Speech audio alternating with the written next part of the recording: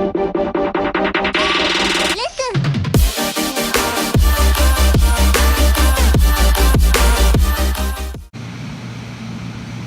so this is the 1999 Chevy tractor that me and my dad are starting to work on. Hopefully we're going to make it off-roading. But, as you can see, it needs a little bit of work. So we're going to get new suspension in it, so new lift kit, needs new brake lines, and having a look underneath, it doesn't look too terribly bad, to be honest. But we're going to need all new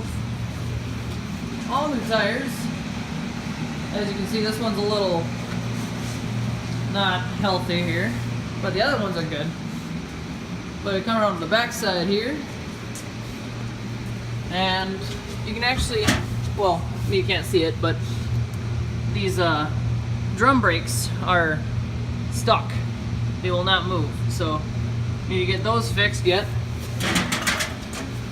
Other than that, this will be a fun little project, I hope.